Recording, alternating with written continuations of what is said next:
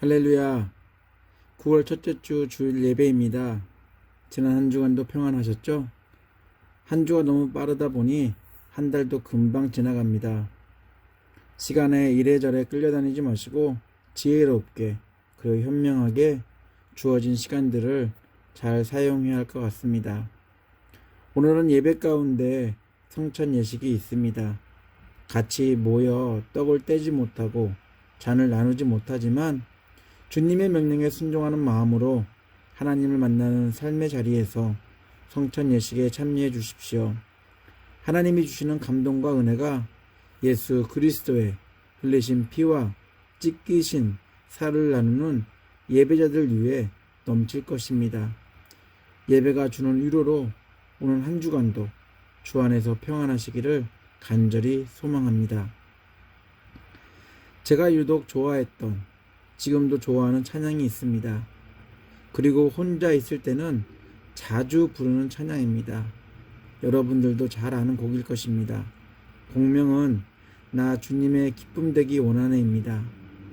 특별히 후렴부를 너무 좋아했고 시키지도 않았지만 후반부를 부를 때는 손가락 검지를 높이 쳐들고 한 가지를 강조하며 감정을 실어 불렀던 기억이 있습니다. 가사는 이렇습니다. 나 주님의 기쁨 되기 원하네. 내 마음을 새롭게 하소서. 새 부대가 되게 하여 주사 주님의 빛 비추게 하소서. 겸손히 내 마음을 드립니다.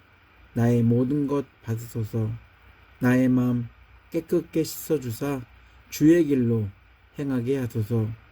내가 원하는 한 가지 주님의 기쁨이 되는 것. 내가 원하는 한 가지 주님의 기쁨이 되는 것. 그리스도인이라 불리는 은혜를 입은 사람들이라면 주님의 기쁨이 되는 오직 한 가지 소원을 위해 살겠다고 이 찬양을 부르며 다짐했던 기억이 있을 것입니다. 그러나 세속화된 세상에 노출되어 살면서 나도 모르게 주님의 기쁨이 되는 한 가지 목적을 위한 삶을 살기보다는 나의 기쁨을 위한 여러 가지 목적을 이루기 위해 살 때가 더 많습니다. 교회 안에서야 당연히 주님이신 하나님이 우선순위였지만 교회 밖만 나오면 나도 모르는 부지불식 중에 부질없는 인생이 어느 순간에 우선순위가 되어 그것을 위해 목숨을 걸고 살고 있음을 발견하곤 합니다. 성도들만 그런 게 아니라 목회자와 교회 지도자들 중에서도 성경에서 말하는 인생의 목적을 잃고 행동하는 모습도 종종 보게 됩니다. 내가 원하는 한 가지 주님의 기쁨이 되겠다며 눈물을 흘리고 찬양을 불렀는데도 말입니다. 그리스도인이라면 꼭 한 번쯤은 들어보고 읽어본 성경 말고 기독교 교리를 요약해 놓은 책이 있습니다. 그것은 개혁교회에서 주로 사용하는 웨스터민스터 대요리 문답과 소요리 문답입니다. 성직자들을 교육하기 위해 196개의 질문과 답으로 구성된 대요리 문답과 평신도 교육을 위해 대요리 문답을 요약한 107개의 질문과 답이 담겨있는 소요리 문답이 있습니다. 두 문답서의 첫 번째 질문은 사람의 제일 되는 목적이 무엇인가입니다. 대답은 사람의 제일 되는 목적은 하나님을 영화롭게 하는 것과 영원토록 그를 즐거워하는 것이다 라고 되어 있습니다. 성경도 문답서도 말하듯이 인생의 제일 되는 목적은 인생의 성공이 아니라 하나님을 영화롭게 하며 하나님으로 즐거워하는 주님의 기쁨이 되는 삶을 사는 것입니다. 분명 이론적으로는 잘 알고 있지만 막상 일상에서 만나는 그리스도인들의 삶은 주님의 기쁨이 되는 단 한 가지 소원을 바라기보다는 세상 사람들과 별반 다르지 않게 인간적이며 물질적인 소유욕을 놓지 못하는 모습들을 자주 목격합니다. 저희들 역시 예외는 아닐 것입니다. 우리가 하나님을 믿는 이유도 그 하나님께 기도하며 이루어지기를 기대하는 소원 역시 우리의 헌신과 섬김을 통해 이 땅에서 이루어 가실 하나님의 뜻보다는 인생 속에서 남에게 인정받고 남 부럽지 않게 나눠주며 베푸는 넉넉한 인생을 꿈꾸고 있기 때문은 아닐까요? 오늘 읽은 잠언은 왜 우리가 하나님을 믿을 수밖에 없는지, 그리고 그 하나님께 아뢰야 할 소원의 내용이 무엇인지 우리의 기도 생활을 다시 한번 일깨워주는 내용을 담고 있습니다. 오늘 말씀으로 저희들이 믿고 의지하는 하나님을 향한 신앙을 점검해보고 그 하나님과 해야 할 대화, 곧 기도의 삶, 기도의 실제가 어떠해야 하는지를 돌아보는 시간이 되었으면 합니다. 그리고 삶 속에서 오늘의 가르침을 실천하는 그런 은혜의 삶들을 계속 이어가기를 부탁드립니다. 잠언은 솔로몬의 지혜서로 유명합니다. 그런데 오늘 읽은 잠언 30장은 솔로몬이 아닌 야게의 아들 아굴이 말한 잠언이라고 시작합니다. 그리고 아굴의 잠언을 듣는 대상도 밝히고 있습니다. 이디엘과 우갈입니다. 분명 이름은 등장하지만 여전히 아굴이 실존 인물인가 아니면 가상의 인물인지, 또한 아굴의 말을 듣는 대상이 자녀인지 제자들인지에 대한 그런 의견이 학계에서는 분분합니다. 그들이 누구였는지 의문을 갖고 있습니다. 왜냐하면 성경이나 기독교 문헌 그 어디에서도 그들의 이름을 찾아볼 수 없기 때문입니다.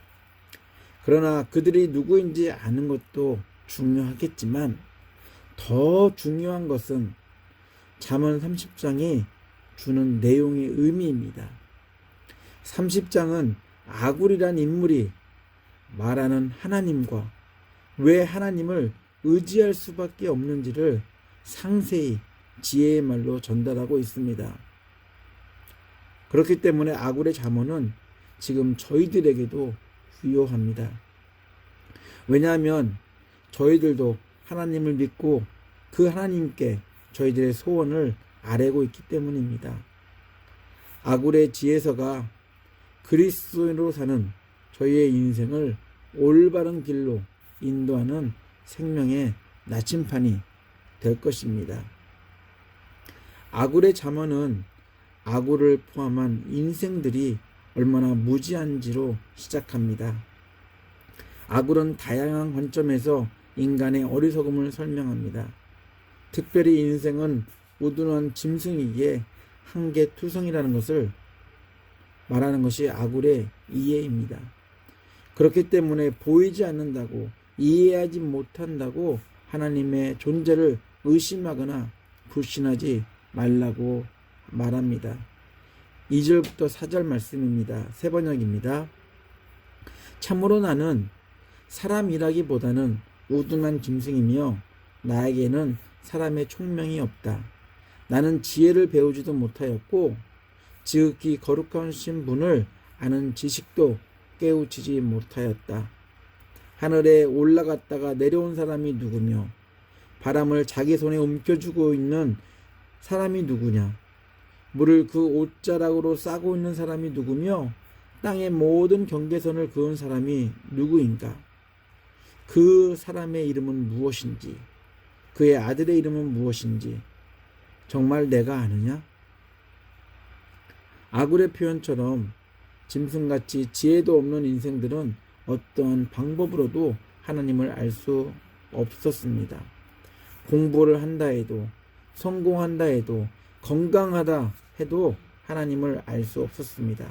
그렇지만 아굴은 하나님의 인격을 담고 있는 하나님의 말씀을 통해 하나님을 알 수 있었고, 말씀의 능력을 통해 하나님을 직접 목격까지 합니다. 아굴은 우리의 이해와 지식과 이성을 초월해 존재하는 하나님은 세상에 있는 그 어떤 것과 비교할 수 없는 우월하신 분임을 강조합니다. 그리고 아굴이 인정하는 하나님은 하나님을 믿는 자들을 세상으로부터 지켜주고 보호해 주시는 능력의 하나님이라는 사실도 분명하게 말하고 있습니다. 5절 6절입니다. 쉬운 성경입니다. 모든 하나님의 말씀은 믿을만하다. 그분은 자기를 피난처로 삼는 자에게 방패가 되신다. 그분의 말씀에 다른 것을 더하지 마라. 그분이 너를 책망하고 거짓말쟁이로 생각하실까 두렵다. 그렇습니다. 하나님의 존재 여부를 의심하며 잘난 맛에 사는 보잘것없는 인생들에게 전하는 아굴의 잠언은 우리가 믿는 하나님을 믿음만하고 우리를 언제나 도우시며 지켜주시는 분이시다. 바로 그것입니다. 아굴이 하나님을 찾아서 만난 게 아닙니다. 하나님이 먼저 말씀으로 아굴에게 오셔서 자신을 계시하셨습니다.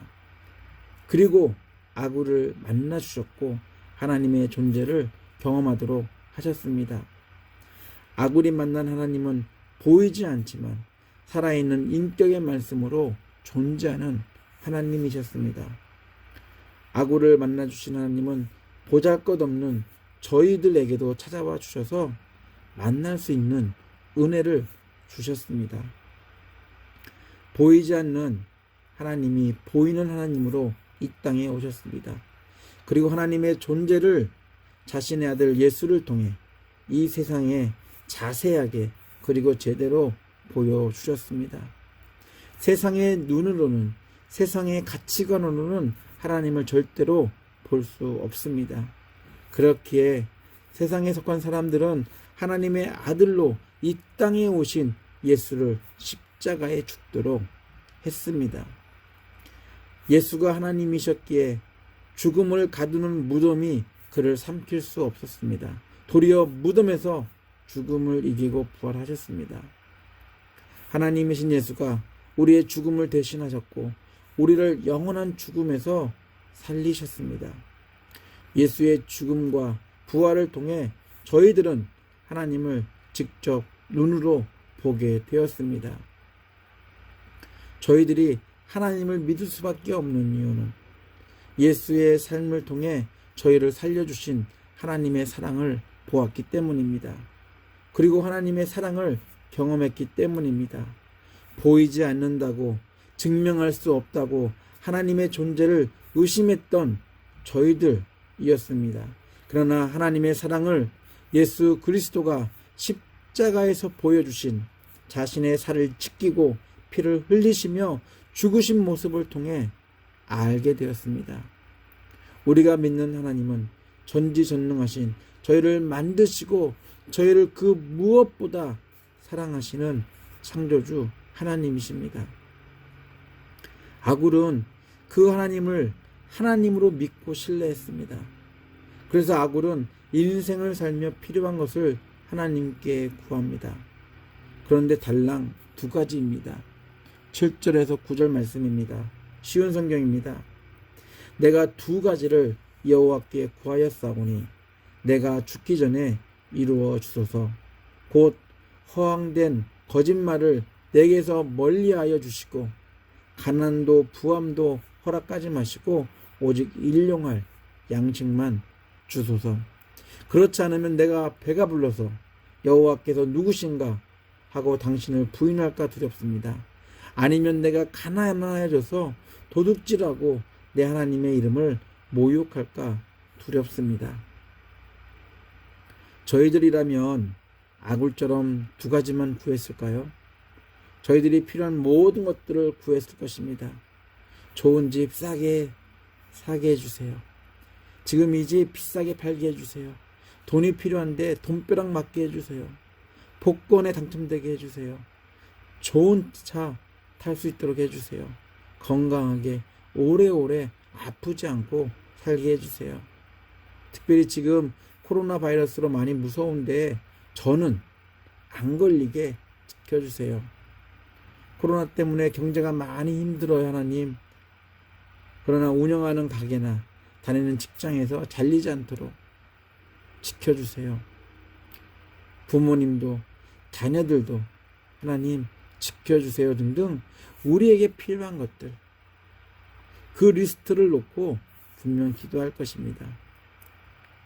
그러나 아굴이 하나님께 말하는 소원은 어떠한 상황 속에서도 지켜주실 하나님을 의지하고 있었기 때문에 소원의 내용이 달랐습니다. 생활에 필요한 것을 채워달라는 기도는 분명히 우리에게 필요합니다. 하지만 이것들이 우리 소원의 주가 된다면 그 소원의 이면에는 지켜주시고 보호해주시는 하나님을 못 믿는 그런 의심이 그 안에 담겨 있을 수 있습니다. 아굴이 신뢰하고 믿는 하나님께 말하는 소원은 거짓과 악이 가득한 세상으로부터 구별되고 구분된 하나님과의 깊은 사귐 가운데 거하는 영적인 거룩함을 유지하는 것입니다.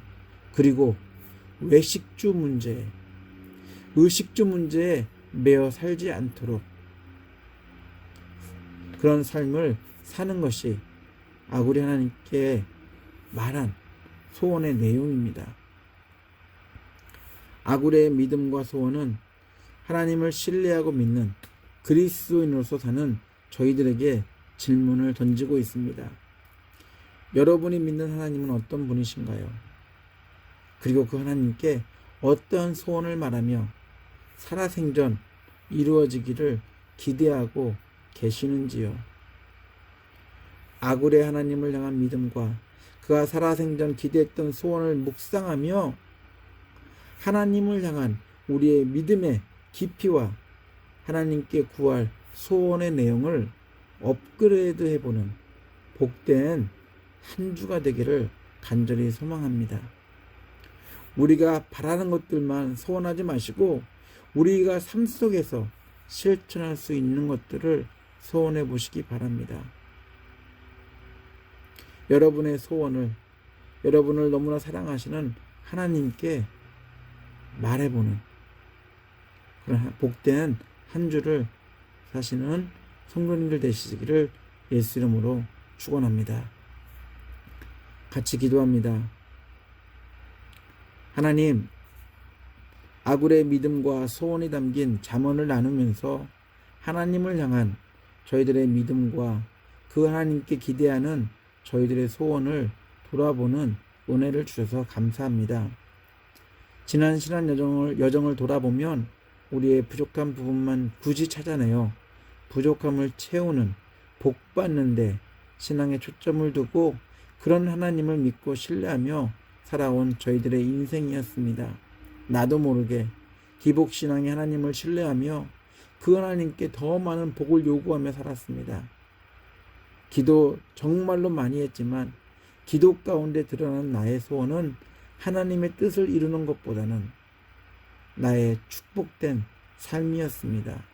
나의 성공의 삶이었습니다.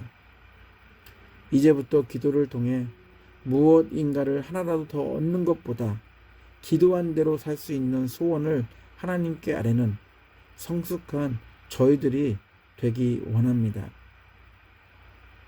그런 삶을 살 수 있도록 저희들의 그런 삶을 하나님 축복하여 주시옵소서. 하나님, 오늘 예수 그리스도가 하나님의 은혜를 입은 제자들에게 명령한 성찬 예식을 하려고 합니다. 함께 모여 떡을 떼지도 잔을 나누지도 못하지만 삶의 자리에서 이루어지는 성찬 예식 안에 우리를 위해 찢기시고 피 흘리신 예수 그리스도를 만나는 감동을 주시옵소서. 같이 떡을 떼고 잔을 나누면서 우리는 한 공동체로 예수 그리스도의 은혜를 입은 삶을 살고 있음을 기억하도록 도와주셔서 서로를 섬기며 서로를 협력하며 먼저는 가정이 살게 하시고 또한 더 나아가 우리가 속해 있는 공동체가 살 수 있도록 그런 은혜 가운데 거할 수 있도록 축복하여 주시옵소서.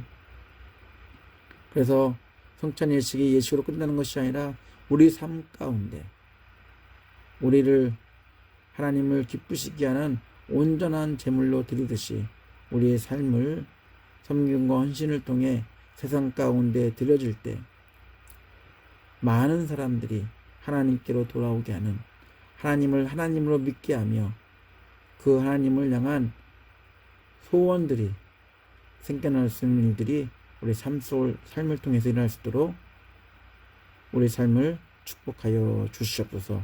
이 성찬 예식을 하나님 받아 주시옵소서. 삶의 예배가 가능하도록 십자가에서 하나님의 뜻을 이루신 예수 그리스도 이름으로 기도합니다. 아멘. 지금은 하나님의 사랑을 십자가에서 보여주신 예수 그리스도의 은혜와 신실하게 구원의 약속을 이루어 가시는 아버지 하나님의 극진하신 사랑과 하나님의 뜻대로 살 수 있도록 도우시는 성령님의 감동 감화하심이 우리를 생명으로 인도하신 하나님을 기쁘시게 하는 소원을 하나씩 실천하기로 결단한 예배자들 머리 위에, 가정 위에, 사업체 위에, 그리고 교회 위에 함께 하시기를 간절히 축원하옵나이다. 아멘.